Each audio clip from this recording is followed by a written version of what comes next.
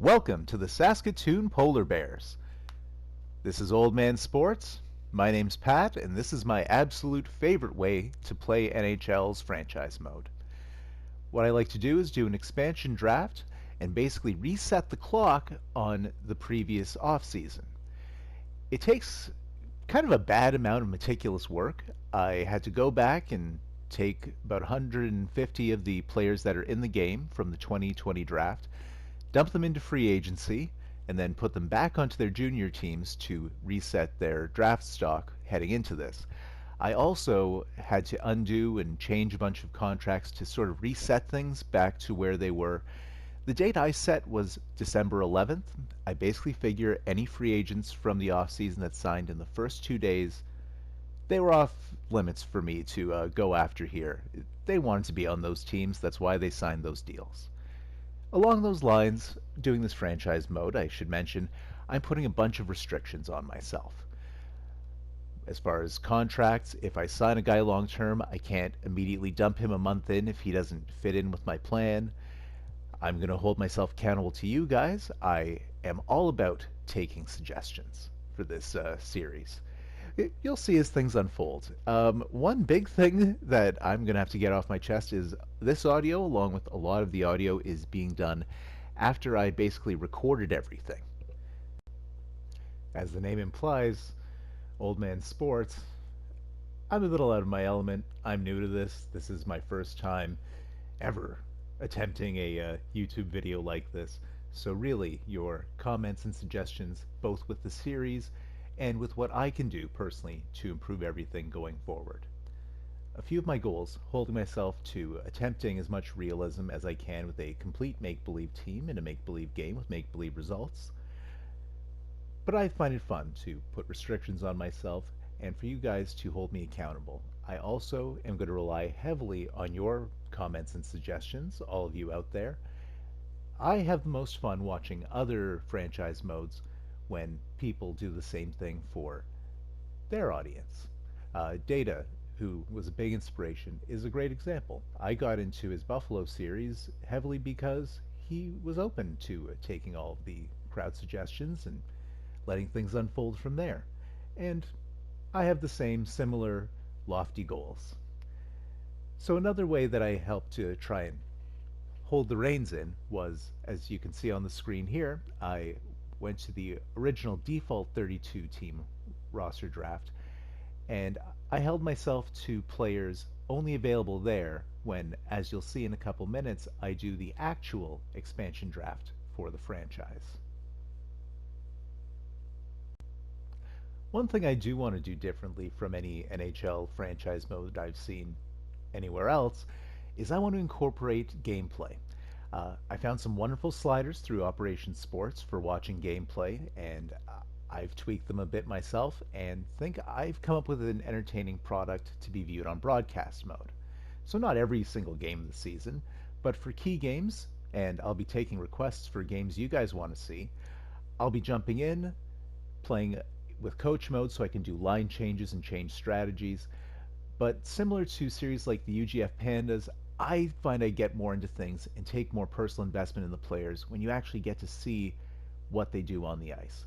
So let's leave all the rules and backstory in the back seat for now and get started with what you guys, I'm sure, actually came to see, and that is a complete redux of the 2020 offseason, adding in a 32nd expansion team, the Saskatoon Polar Bears.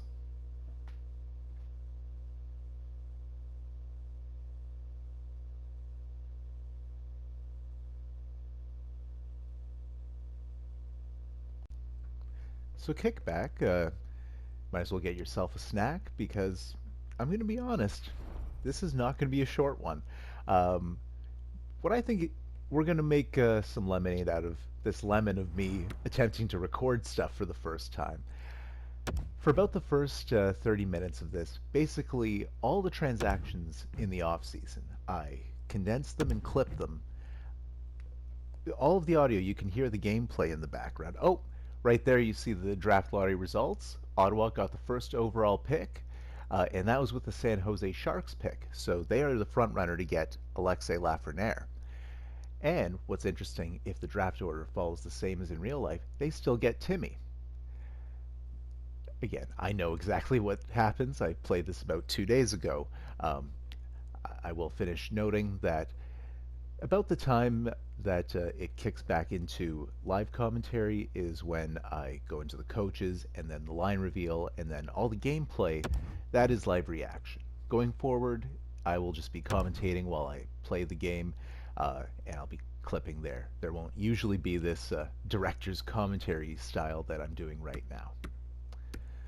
So here I'm going to view the draft class to see the carnage that unfolded from me editing all these prospects as I bump them up and down.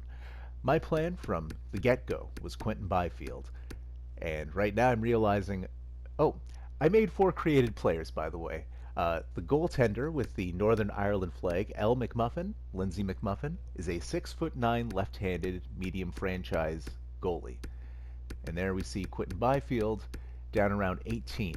I made him low franchise, thinking that would guarantee him going second with Timmy going third. That didn't happen, so at about this point, I made the decision, okay, well, with that 4th pick, I'm definitely taking Byfield. I'm going to be somewhat realistic, not cheese the system, trade down, get both players. However, I definitely made the goal. Oh, we're starting the expansion draft. First pick, Ethan Bear. He's from Saskatchewan. It's the Polar Bears. It's half the reason I made the team as I did. Now here we go to the Lightning. Zergachev didn't show up. He was there in every single mock I did. Travis Hamonic, because of his low contract and Tampa's terrible cap situation, I just stuck him there thinking, I'm taking Zergachev. I'll just leave them at least not in a complete lurch. So suddenly here my plan changed, and I'm going to trade Hamonic back for Zergachev's rights and whatever else it costs. Travis McDermott from the Leafs, plan from day one, flip him, hopefully get Zach Hyman. Josh Manson, defensive defenseman, obviously for chemistry, that's a guy that I want, plus I love big bruising types. Taylor Hall, free agent. You know what, I'll get into the whole free agent things. I think for the most part you guys can just follow along and I'll talk about things a little differently. So my whole rule for free agents, pardon me, my goodness, geez, I'm doing this in post and already I'm not even going to bother editing that junk out.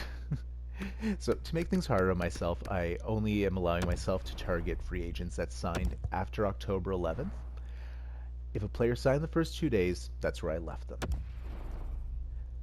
Also, for me to sign any of those 2020 FAs, I have to offer them a better contract than they signed in real life. I figure an expansion team would have to offer more in order to sway these guys. Oh, with Carolina there, so I also looked at Cap Friendly and how teams are preparing for the actual expansion draft. They have a super addictive, really fun Seattle expansion draft tool there. Anyways, the Hurricanes are set up better than almost any other team. They are ready for Seattle to come and not snipe their players. So even though they always had so many in this mode, I just said, I'm going to take James Reimer, fair's fair. Oh, Michael Hutchison. I know he's not even on the Avs in real life. I originally wanted Nikita Zadorov, but because the Avs traded him to the Blackhawks, I didn't want to have to backwards rationalize all those moves. So in a way, making it harder on myself for gameplay, making it way easier on myself for editing and from a creative standpoint. Dallas, Gurrianov's always there. They're definitely going to protect him in real life.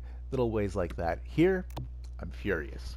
I made a created player of Kyle Wood with an expiring deal. He's 100% of the time available there in the expansion draft going default mode. You can even rewind to about the 2-minute mark. You can see his glorious face. Don't know why NHL full-blown takes guys out of the game. Anyways, so I have completely skipped over a lot of picks. Most of these guys, half of them will make the final team. The other half, my main plan is if I don't keep them, I'm going to try and trade them back to their original franchise. Similar to what the Golden Knights did a couple of years ago when they, let's be honest, they brilliantly handled that expansion draft. You go from expansion team to making the finals your first year. I can only dream I accomplish that with this franchise. Oh, here we go. Probably the third data reference of the video. Legend of the Minnesota Wild Series, Brad Hunt. I'm pretty sure I end up trading him in the Zergachev deal in like a few minutes. Noah Juleson, the Panthers actually picked him up off waivers from the Habs in real life, so he was the obvious pick that they wouldn't keep him. Plan from day one here with the Predators, UC Saros. I am just going to trade him back to that team for draft picks, that sort of thing. The Devils, there's...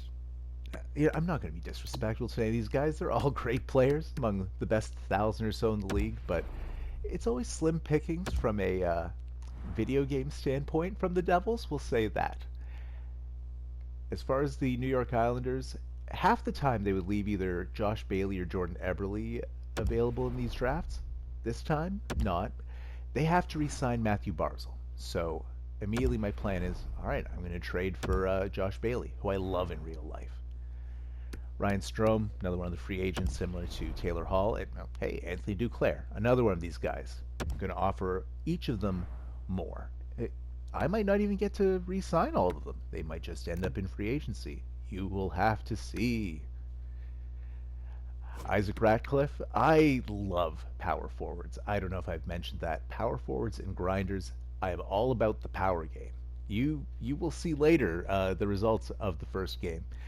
So I guess explaining the format of this, my original plan was to have the home opener show off the Palace of Wisdom, the Saskatoon Solar Bears home stadium. Oh, the Pens. Brandon Rust, 100% of the time available in the pre-draft option, but then going off cap friendly, he's always protected, so I went with Jankowski. I'm pretty sure he does not... yeah, what am I saying? Pretty sure. He definitely gets traded for spare parts in the offseason. If I was doing Seattle, Gambrell would be a guy I'm 100% keeping. I target Yamamoto. Wow, I'm sidetracking. It's the first episode and I'm going off on tangents. Sanford, always there consistently. Oh, Vancouver.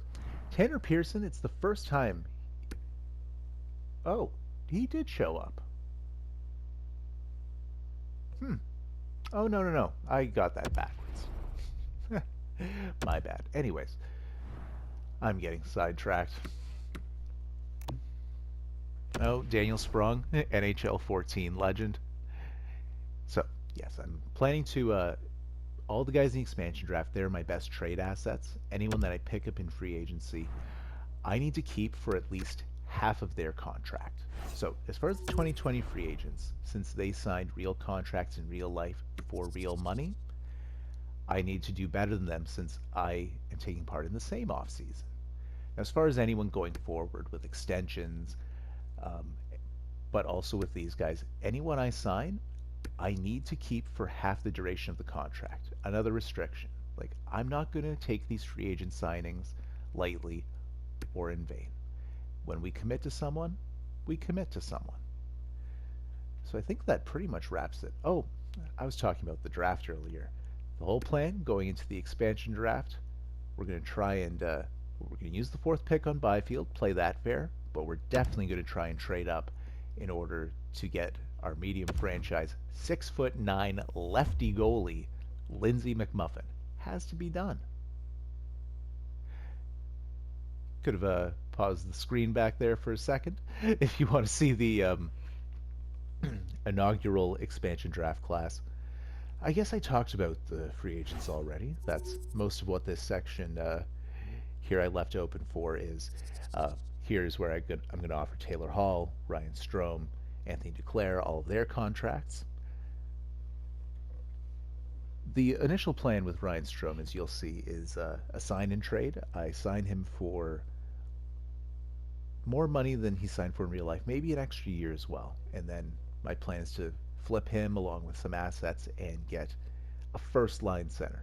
No offense to Ryan Strome. I'm actually probably a bigger fan of his in real life than most, but nevertheless, I didn't see an 84 overall really being the anchor for the first line. Taylor Hall, an Alberta boy. I kind of love the idea of building a franchise around him and just seeing what I can do. Oh, one thing that I'm not sure if I remembered to mention in re-recording.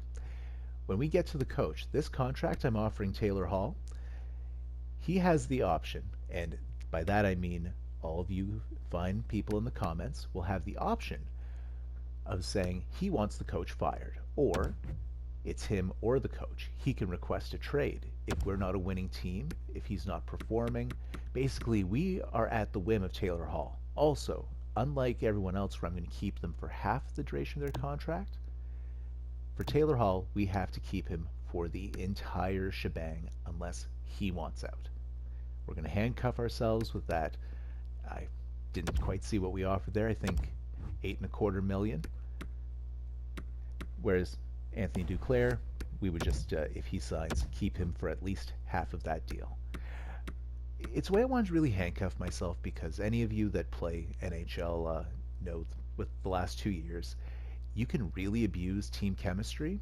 And if you just play hot potato with players, you can get +5 chemistry across all lines. And where's the fun in that? Where's the challenge? Where's the storytelling? No disrespect if that's the way you like to play it. For entertainment purposes, for something, for the consumption of others, I think it's a lot more fun this way.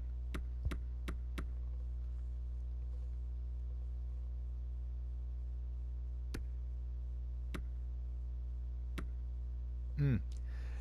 I guess we'll wait for the draft to start. So I had to wait a ridiculous amount of time because of the EA roster update. What is that about? How is the one game without roster sharing, which I would love to be able to share honestly about 7 hours of work I put in just dumping the 2020 draft picks into free agency and then back onto their junior teams. And then if there was something I didn't agree with, like their potential or their overall, you have to exit that screen, go to an entirely different screen with like 3 drop-down menus just to edit them. It's it's a pain, and roster sharing would be able to fix all of it. All right, the contracts are offered. I can't wait for the next clip. We're going to the NHL expansion draft, the first draft in Polar Bears history. Plus, we get to see are the are the Sens going to pull an Alexander Dag and just pick the wrong guy first? Alexei Lafreniere goes to the Senators. That one's for you, Hobbsy.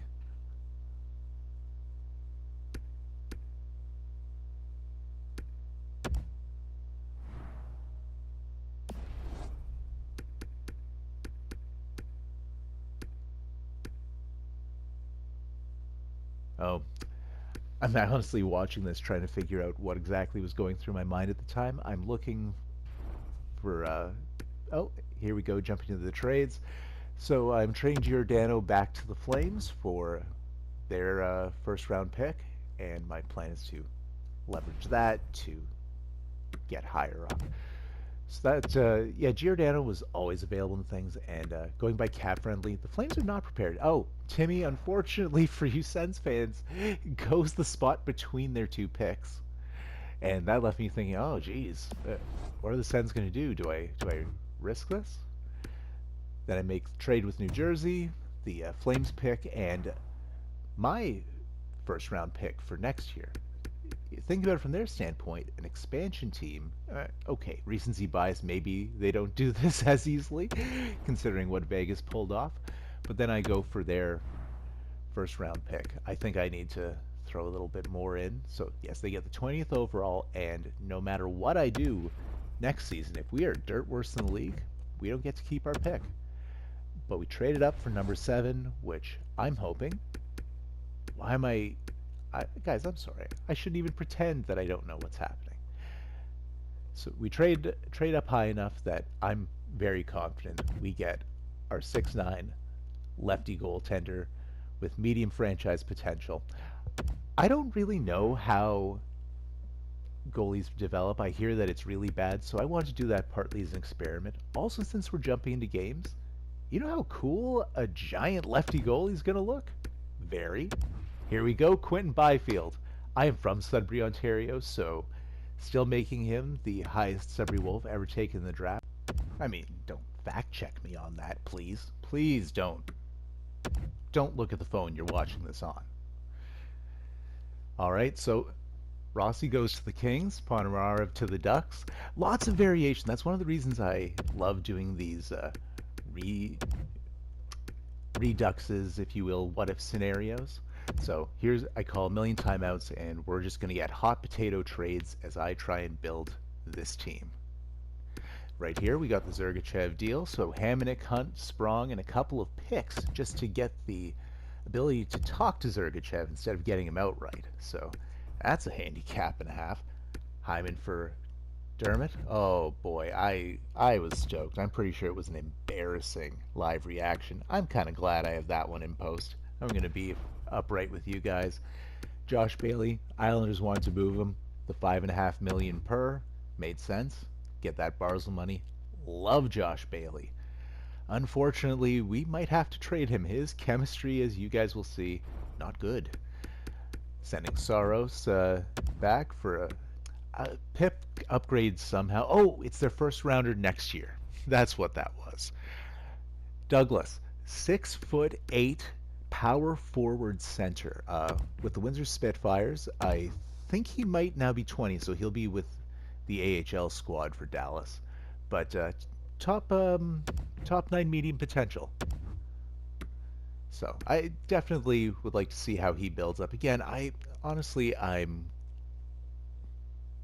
have a big crush on the Giant players. Speaking of, here's Kyle Wood and Michael Rasmussen. Oh, sending Stednica and Gambrell. So I'm trying to be as semi-realistic as possible, either trying to meet team needs or a team like Detroit. If I'm getting young players, I'm sending them back young players. That sort of thing. I mean, obviously, I'm still going to try and win, and I hope I get things going in my favor. I just hope it's not too easy. Like, let's be honest, we've all seen it really can be at times with this game.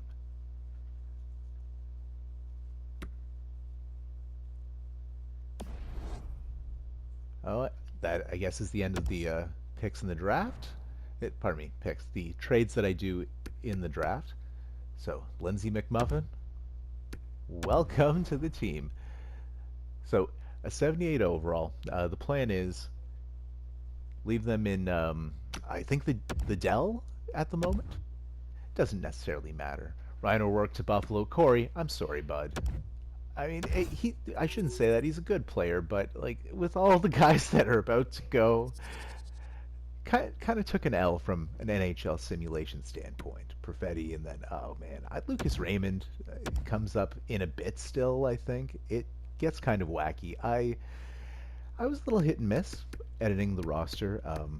I've said it a few times. I already took all the guys with faces you see here and a few of the blacked out fellas as well, and had to move them back and forth. And then I went to the actual rosters and was editing as many players as I could. I get into this later with audio that actually kept up, but I changed a bunch of two-way forwards to other positions to help chemistry league-wide. I give so many people higher fighting tendency, etc. The reason I'm talking about this stuff right now, I figured people would want to see how the first round shakes out. I'm jumping subject to subject, aren't I? I love these what-if scenarios, just sort of seeing how butterfly effect. That's maybe better. You can tell I read Marvel comics like 30 years ago. What if? Sheesh. Oh, now we're getting into the Devils' picks. See if they're going to regret letting me get my medium franchise goalie. It's probably good I have the handicaps because, geez, this draft, I get 2 picks in the top 10, and they both at least have the franchise tag. I can't wait to see what low franchise does or doesn't do for Byfield, and also seeing how our goalie develops. I love experimenting. Oh, on the topic of created players, I only created 4 in the game and no forwards. I'm not sure if you guys... Oh, here's the last pick in the draft. what do you guys think I'm going to do with this? It's going to be a 6'8" player. You better believe it. I love little gimmicky meme stuff like this, so I want Mr. Inconsequential. So Rempe, hope I'm pronouncing that right. Get on the team. I think he is top nine or at least bottom six potential. Oh, Xavier Medina. I switched him to low elite, and he was not being drafted. I ended up getting him 200th. Ethan Bear, I signed him to I think 7 years. Ryan Strome took his deal. Taylor Hall, welcome to the team with all the no trade clause nonsense. Sergachev, I think I gave him 6 mil for 4 years. Please in the comments if you want to see specific stuff going forward. Let me know. Duclair, signed him 4 or 5 years.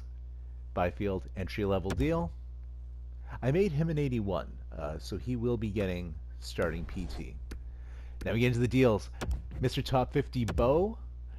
I'm looking to take on Louis Eriksson, 5 million of the 6 million he's owed for the next 2 seasons. The reason I think this would make sense for Vancouver, even though I'm getting the best player in Bo Horvat, dumping Eriksson and Tyler Myers allows them to re-sign Pedersen and Quinn Hughes long term. They also deal with Thatcher Demko coming up. I love Tyler Mott. Tyler Mott is killing it right now in real life. Absolute goon.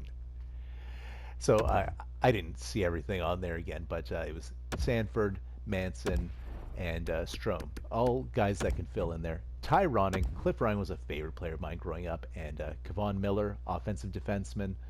I thought those were two good young players to snatch up going forward. Now we're going to see a few signings.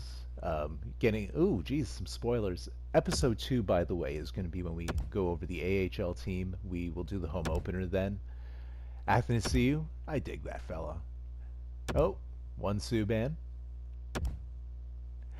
Zdeno Chara. So, in case you can't tell with my whole loving size, I need to get... right, Henrik Lundqvist and the Hamburglar. You guys can tell I like going for my meme players.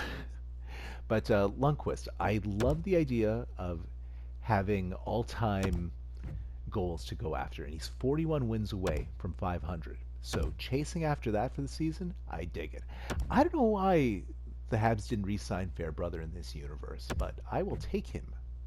Chara goes to the Flyers, so another thing where this free agency is leading to wacky results. I offered him like 4 million too, so he did well. He did well in this version of reality. Nolan Patrick. So I dropped him, pardon me, down to medium top 6 because of the injuries. He hadn't played in a year. And Ratcliffe then has the same potential. So that doesn't seem like quite the steal as it would if you use the rosters as is. Kyle Wood, I signed him, I'm pretty sure 8 years, under 3 mil per. He has +5 chemistry, but so Alexiak, I swap him with Ryan Graves. Alexiak is a guy I got in the expansion draft, so he was one of the last guys I could take a chance on. This was after I had picked up our coach and realized his chemistry was absolute poop. And you're about to see the big dramatic reveal. Oh, this was one of the reactions I wish that I actually had, because I was embarrassingly pumped. I was Zach Hyman signing pumped when I see this +5.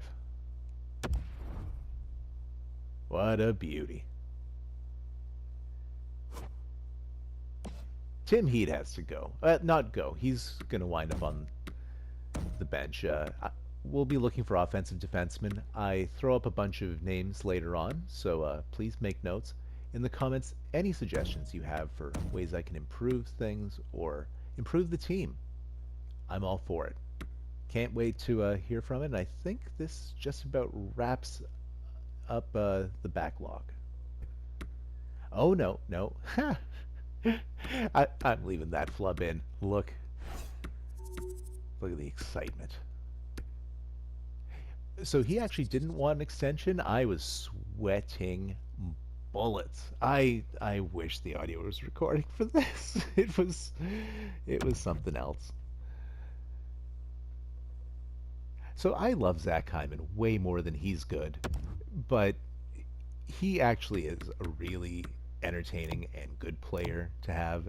I love watching him, and the idea that I can potentially build around him on this. He gets perfect chemistry on the first line, by the way. Switched him to a power forward. So exciting times. Byfield has good fit. Duclair has good fit. Taylor Hall, you guys will see. You know what? Why am I spoiling something you'll see in a few minutes? Enough of this. Adam Lowry, however, fits fantastically on the fourth line and gets a check mark on the PK. So, yeah, we gotta lock him up. I'm actually excited to use Adam Lowry for once instead of him being stuck in two-way forward hell.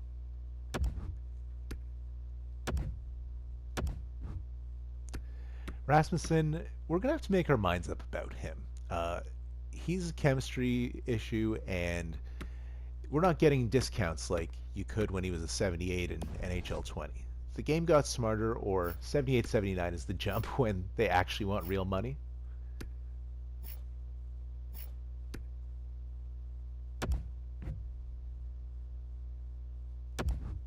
That's just a scout signing, a couple of scouts. I will get all into the scouts and staff in more details in the next episode, but you guys saw the runtime. This one's a beast. Oh, Zach Hyman signed. I'm pretty sure I did a backflip. Ty Ronning. Oh, I started talking about him earlier. Cliff Ronning was one of my favorite players growing up. He was on the 94-95 Vancouver Canucks. 92, 93, 94. I mean 94, 95 also. Yes, I was so happy about that Zach Hyman had to become the captain of the team. So I think that actually will wrap things up for the backlog. See you guys soon.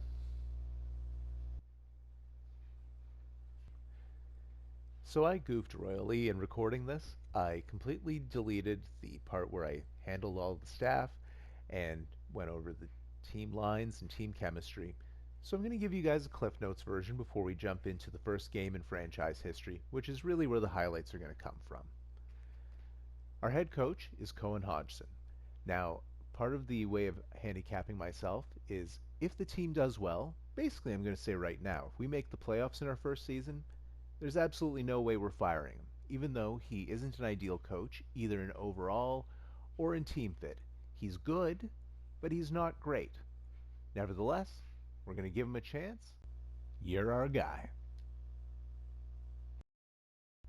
Now, let's go meet your Saskatoon Polar Bears opening night lineup.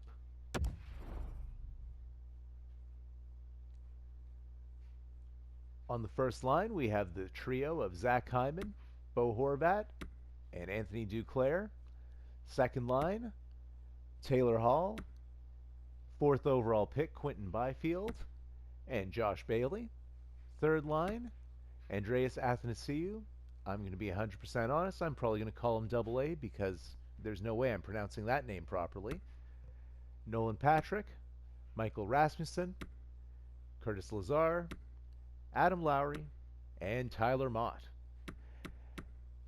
Now, as you can probably see from the chemistry, if you're an NHL veteran, something's amiss. A lot of these two-way forwards I have are not acting like two-way forwards, and that's because they aren't two-way forwards anymore.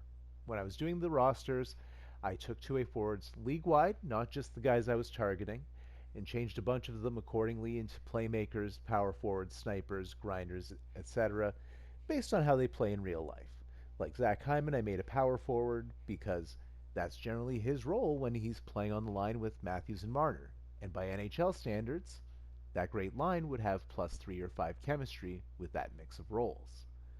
Josh Bailey, you can't tell me a guy that had 3 straight seasons of 40 assists doesn't justify being called a playmaker. And Curtis Lazar, the guy ate a hamburger off of the ice. That is the grindiest thing I've ever heard of, and I won't hear anything of it. I also did this league-wide, so it's not... I think I mentioned that already. I'll get into all of that a bit more into episode 2 when I go over some of the other lineups in the league. You guys tell me what teams you want to see, because definitely that off-season shook things up league-wide.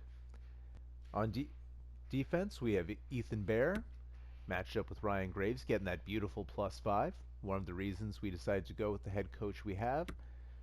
Second unit is Zergachev and Tyler Myers. And the third one, we have Tim Heed and Kyle Wood. Now we can get a +3 with Zergachev and Kyle Wood if need be. But to start things off, I want to get Zerg as much ice time as possible. Also, Wood and Bear pair up beautifully, so once Wood bumps himself up a little bit further, we could have our #1 defensive pair going forward for the long term. That excites me a whole heck of a lot. Further to the chemistry thing, actually, we have a few different combinations. Oh, we have a few different combinations that I quite like that we can kick around. For example, this starting top 6. We're going to run with things this way for the time being. 2 guys to maybe target as possible players to trade away. Josh Bailey and Michael Rasmussen. Both of them have pretty darn awful chemistry on all 4 of the lines. They don't match up well with their teammates, even if we had a different coach, and they definitely don't match up with the coach at all. It's a shame. Big fan of both, but they would be my 1 and 2 guys to kick around. Athanasiou, probably the third option. Everyone else, not really looking to move at any time soon. We'll have to see how the season unfolds and what you guys all have to say, but those would be the guys that would make the most sense to me. Finally, the part I'm probably most excited. Oh, no, before that, no finally. Let's look at the scratches. We have Austin Wagner, who we got from the Kings in the expansion draft. He was naturally a grinder in the game, and oh my goodness, he does not fit with those guys at all. He just gets a +1 on the 4th line because he's also a grinder. So he's the last of my 4th line options. And then we have JT Brown, guy who's a little too good to be on the AHL squad, doesn't really fit there. So he's filling a role as an extra man on the NHL squad in case of injuries. And hey, maybe we'll kick the tires, see how a two-way forward performs. Now, for the goaltenders. This I'm very excited about. We have King Henrik. One of the reasons I wanted to target King Henrik is coming into the season. He's 41 wins away from 500. We signed him to a 2-year contract, so even though we have Lindsay McMuffin coming to join the team next year, I assume he will get enough playing time, and hopefully we're good enough we can get him his 500th career win and have him do it in a Polar Bears jersey. Backing him up, Malcolm Subban. I just dig the Subbans, and he's a perfectly good goaltender. I wanted to see James Reimer getting a starting job elsewhere, so he went and got Subban. Reimer's now on the Oilers. Again, we'll get into some of the weird stuff that happened in the offseason next episode. But before we get into that and into our first game, I mentioned that Bailey and Rasmussen are most likely on the next plane out when we do decide to do some trades. And we will have some other guys in the system that definitely don't fit that might be trade options going forward. This is one of the first things I'm going to need you guys for, is what sort of players are we targeting? Now, Josh Bailey. Oh, one thing I forgot to mention, Tim Heed. My future goal for Tim Heed is to be our 7th defenseman. Just there is depth. We signed him in free agency, just a short 1-year deal, but because of that, we're not just going to sign him and dump him immediately. He's a part of the team. We're just going to try and find, hopefully, an offensive defenseman that fits in with the line scheme a bit better. Same thing as Ethan Bear, the old pinch shoot. So I'm going to go over offensive defensemen and playmakers and snipers. And you guys let me know who you want to see scouted, who we should maybe target. You know what? I'll do a round of power forwards too, because I'm all about power forwards, and if we end up with a future of Byfield and Hyman on the first line and Nolan Patrick on the second, that leaves a power forward gap for our third line. So I'll go through those 3. Oh good, a song that we can't hear. And then the one last person I want us to take a look at potentially is Patrick Marleau.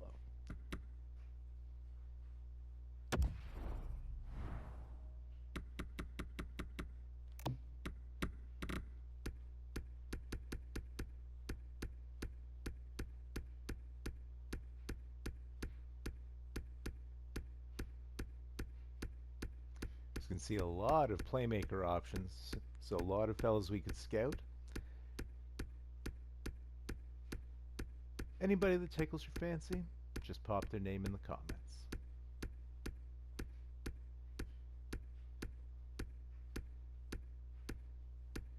Ooh, Casey Middlestat with Cohen Middlestat.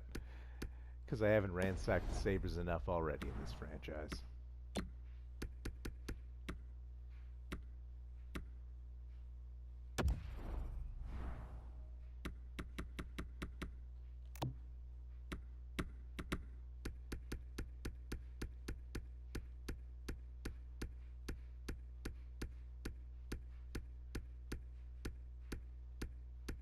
I know half of you are going to say ta-ta. Or Skinner. Amazing. Oh, yes, all of our friend Drake.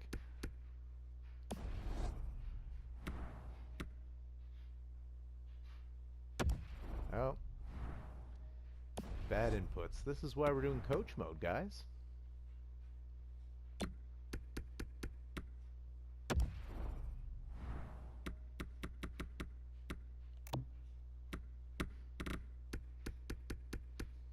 There you see Brad Marchand, Brandon Gallagher, JT Miller.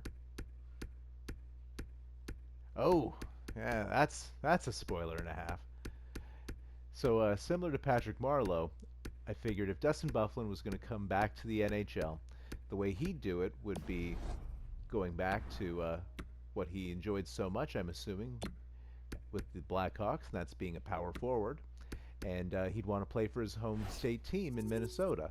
Well, yeah, about 2 days later, he wound up on the Maple Leafs because I guess he fit there and he was on a cheap deal. So that just made them better.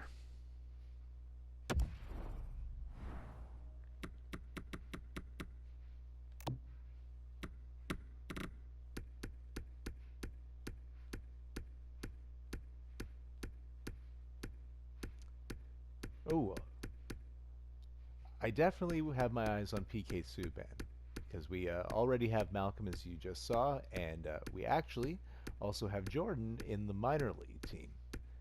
Plus, I see a potential there if he's a good team fit. It would be great to have him maybe as a swap for Tyler Myers, since Myers is going to be paid that $6 million for 2 more years. I'd rather take on Subban's $9 million for 2 years. One guy that I could see as a potential replacement for maybe Michael Rasmussen, and just a fellow I would love to have on the team, is Patrick Marleau. As you can see up there, he got moved to the St. Louis Blues in an off-season trade. In real life, he signed with the Sharks, which is something I loved. He would have been adding on to a lot of the franchise records that he holds, and I was all about that life. And my plan was, as soon as he left the Sharks, I would go out and snatch him in free agency and put him on the Polar Bears. Well, now he's on the Blues, and we could probably make a reasonable deal and take him off of there. And I would love to have him in this season. He's about 45 games, maybe less, from breaking Gordie Howe's all-time NHL record for games played. A Saskatchewan boy breaking the all-time record of a Saskatchewan boy. What better way to put butts in the seats than to do that right in front of the home fans here in Saskatoon? And speaking of that, we'll be seeing our first home game to start things off in the second episode. But we're already going to be running a bit long here. I'm going to jump now to the game footage. Thanks for tuning in. There's probably a little bit of an outro, but any suggestions you have, any recommendations for how I can improve things, if the audio's garbage, if the visuals are garbage, please be upfront and let me know so I can make the next episode the best episode each and every time. Take care.